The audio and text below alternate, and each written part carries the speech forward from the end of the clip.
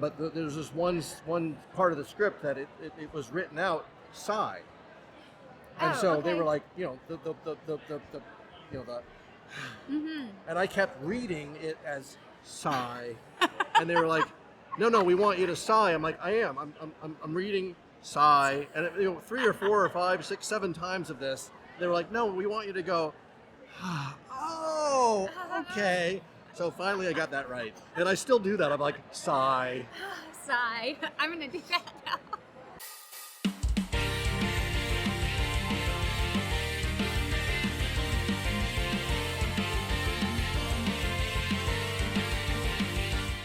Hey, Elise Baughman here. I am with Duncan Watson. He was the voice of Charlie Brown when he was younger. Today it's animation adventures because we are going to talk about Charlie Brown. Let's jump straight into it. When did you voice Charlie Brown? 1975 to 1977, I was the voice of Charlie Brown in 3 of the Peanuts specials. Be My Valentine, Charlie Brown, You're a Good Sport, Charlie Brown, and Race for Your Life, Charlie Brown, which was a feature-length, the first feature-length movie in the Peanuts series. Wow, like what an iconic role. I love that. And I wasn't the original voice. I was one of the ones that preceded it. I was probably, I think, the 3rd or 4th one. Oh, okay, the 3rd or 4th. And so, truth be told, we just did a panel together, and I heard how you booked the role. Will you tell that story? Because Sure. This is a crazy story. Yeah, well, I mean, this is as I was telling people that, you know, the theme of my life is you got to put yourself out there. You know, put yourself in the path of beauty. Which is funny because that's one of my themes too. Like put yourself out Well, there. and I borrowed that phrase, the path of beauty, from Cheryl Strayed, one of my favorite authors. But anyway, I was at recess in school. I was at the Reed Elementary School, and I was at recess and I was heading back to class, and I noticed there was a giant line forming outside of a classroom that was not my classroom. And I just started standing in line, just waited until it was my turn. And then when I got into the room, I walked in and they said, you know, well, hi, well, what character would you like to read for? I'm like, I don't even know why I'm here. So they said, well, okay, why don't you read for Charlie Brown? I was like, okay, cool. I read 2 or 3 lines and they said, thank you very much. And I went back to class and I didn't, you know, think anything of it for weeks. And then I got a phone call saying, we want you to come back and try again. And the rest is history. That's so crazy that you just like stood in line. I don't know what I'm doing. I don't know why I'm here, but I'm going to stand in line and do something. And then how many times did they call you back? About 3 or 4 About times. 3 or 4? Yep. Okay. And each time they called me back, they had me.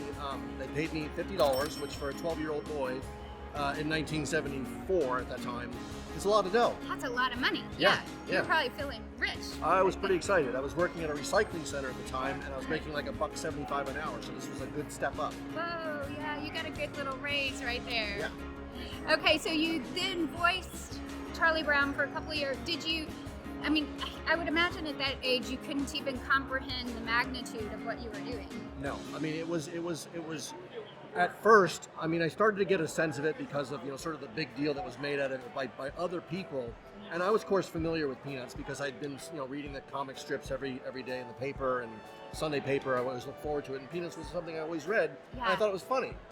But then as I became an adult and understood sort of, you know, how iconic it was to American culture, I started to develop a deeper appreciation for it. And then even now, as you know, as a much older adult, I'm just so humbled and grateful to be part of this Peanuts phenomena that's, you know, lasted for 75 plus years. I know. I mean, can you even believe you're here all these years later? No, this is 100% surreal. I mean, I'm not sure I'll ever get used to this, you know, because, you know, you get a chance to connect with fans in a way that you just don't in any other real way. You know, there's no feedback mechanism when you're doing voicing for a character back, you know, when you're 12 years old. And so, you know, having people come up and tell you their story and how it connects to the voice of Charlie Brown, it's wonderful. I mean, I just absolutely love doing these things. Are you interested in voice acting? Are you a professional actor or just interested in getting started in the industry? You're in luck. Elise Baughman is now teaching voiceover classes. She has private and group classes that she teaches. Stuff that I learned with her has been the business of voice acting. I learned the physicality, the confidence, and just how to improvise and how to become a new character. Just taking the character off of a page and bringing it to life. And if you guys are serious about doing voiceover, it's super easy. Go to elisecoaches.com, get signed up, and we'll see you there. That's so amazing. And we're here at NerdCon, we should say that, in Mont Belvieu, Texas, right outside of Houston. I love some of the mementos that you have, some of the prints, so I do want to show those off while we're here. I mean, these are just so iconic and fantastic. And I'm guessing that you only sell the prints and don't sell all of this. No, anything here is available, absolutely. Oh. But I mean, the primary vehicle is the personalized autograph for one of the 8x10s. Yes, okay, and I love this too. And of course, now you're right in the sun. We're doing this on the fly, and there's sun coming in. This is great. Oh, a Popsy. Yeah, and then press the button. The world is filled with Mondays. I haven't actually seen this. This is the first time I visited his table because it's been a crazy day. Oh my goodness. When he's not looking. Just saying. What else do we have here? And your mug. Oh yes, This this was gifted to me, if you can believe this, by Lucy.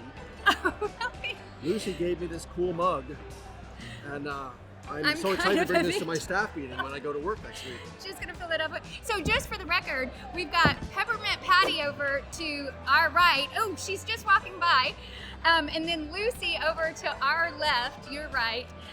So we've got quite a few of the Peanuts gang. Yeah. That's gotta be cool. Like, it is cool. Well, Melanie and I did the ones that I did together. Oh, you did? Okay. So I met Melanie 47 years ago. Wow. But this year was the first time I'd seen Melanie since we did those voice characters. So 45 years later, I'm reconnecting with Melanie, my buddy from the Peanuts days. That is amazing. Do you have any story, like from a convention or even from record? I don't even know if you remember back then, but something you'd like to share? Yeah. I mean, the one that I keep thinking about is, like when you're I was very literal as a child, and so when we were recording, they would put the script in front of you. You were in a recording studio, usually by yourself. You had headphones on, and there was an engineer and the director from the recording studio in the engineering booth. And you would read the lines, and then sometimes they would give you feedback like, "No, we want you to try that again, do this, do that." But I mean, it was just my regular speaking voice. I mean, I'm not a talented voice actor. I'm just using my regular speaking voice because that's what they wanted. But there's this one part of the script that it was written out sigh, and so they were like, and I kept reading it as sigh, and they were like, no, we want you to sigh. I'm like, I am. I'm reading sigh, and 3 or 4 or 5, 6, 7 times of this, they were like, no, we want you to go. Oh, okay. So finally, I got that right. That was hilarious. That's funny. Sigh. And I still do that. I'm like, sigh. Sigh. I'm gonna do that now. Are you interested in voice acting, or just if you're a voice actor, do you want to further your career? My name is John, and I've taken classes from Elise Baughman, and her classes are amazing. She can teach you anything from the ins and outs of the business, how to create a character from just looking at a picture, and also just the voice acting 101 to set up a microphone and set up a studio. All this has helped me, and I know it can help you. If you want to learn more about this, go to elisecoaches.com for more. Well, this is so much fun. I love talking to you about this. Like, I mean, of course, I still love all the Peanuts specials to this day. I just think it's something that is generational, that stands the test of time. So yeah. Well, I mean, what's great about it, I mean, for me, is that all of these years that I've been doing it, I have a 25-year-old and a 22-year-old daughter. Samantha is my 25-year-old, Selma's my 22-year-old, and they still think it's cool. Oh. So, I mean, then that's good. I mean, as a parent, that's all you can ask for. Yes, it is. That your kids think you're cool. That is what you want. Yeah. Well, what's a favorite line? Well, I mean, of course, my favorite line, and actually this one that was, it's not a line, but it was more of a sound. It was when Charlie Brown goes to kick the football. Of course, he makes a sound as he's flying through the air, and it was like, ah! Ah! Oh, I can't do it. That's because you're not Charlie Brown. Oh, because I'm not Charlie. Aw. But you can try. It's okay. I'm gonna try again. It was pretty good. I thought it was good. Okay. Try it again. Okay. See. Ah! Yeah, I'm buying it. But you gotta really you gotta imagine yourself flying through the air, like ah! Ah! Right.